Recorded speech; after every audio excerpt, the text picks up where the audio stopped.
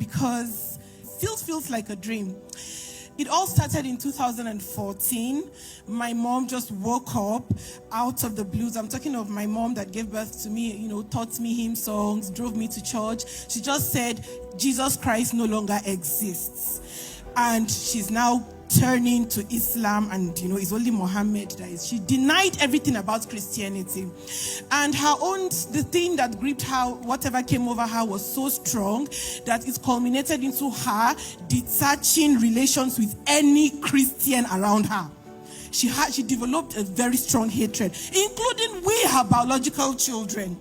Because she tried to talk us into her newfound faith, and we said, no, you were the one that even, raised us up as Christians. So we will stay as Christians. And then that hatred extended to us. My mom disowned me. She cut off from me, this was 2014. For the past 10 years, I have not seen my mom eye to eye. We've not spoken. We've not, and I in the long run, it just kind of became a new norm to me. Like, okay, well, life goes on, it is what it is. And then sometimes this year, I was introduced to the NSPPD fire altar. Thank God for my maternal auntie who introduced me. February 6th, I joined, and then I started hearing mind-blowing testimonies, such that it's like, pinch me, like, is it during time? And so I became so dedicated, and I'm like, God, I must get my own testimony from this altar. And so in the UK, I was in my house because I'm based in Lagos. I flew all the way from Lagos, by the way, to share this testimony. So during the NSPPD UK prayer conference, I was connected in my house. And then, if you can remember, a lady shared the testimony of reconnecting with her mother in UK. So I was in my house in Lagos. I'm like, okay, there's been no physical form, but if the God Elroy that did it for this lady, I'm also disconnected. It's been 10 years. I also tap into this testimony for myself. And I just said it jokingly, and that was it. Not long ago, like 3 weeks ago, somebody from Ghana shared about reconnecting with her mother. And I'm like, okay, this is getting, God is passing a clear message, And I've heard of people saying, if Papa didn't mention their case, but just by them connecting through testimonies, they got the same miracle.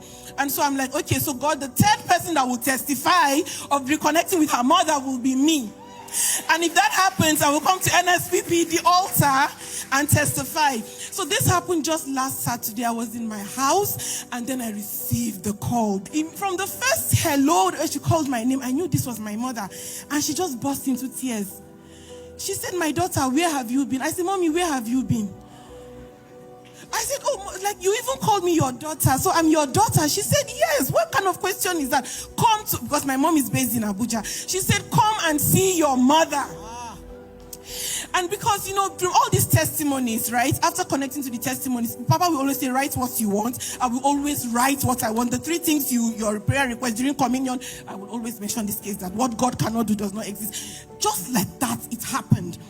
And the moment I received the call, the next thing I booked my flights. And so the thing is, I'm coming from my mother's house right now to church.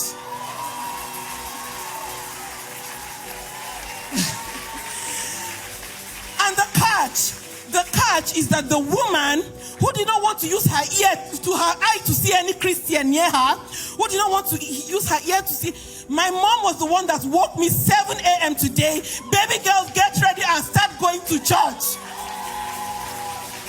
She said, what church do you go to? I said, Streams of Joy. She even booked Uber. She said, start going to church. So it is evident. The hand of God is evident. What God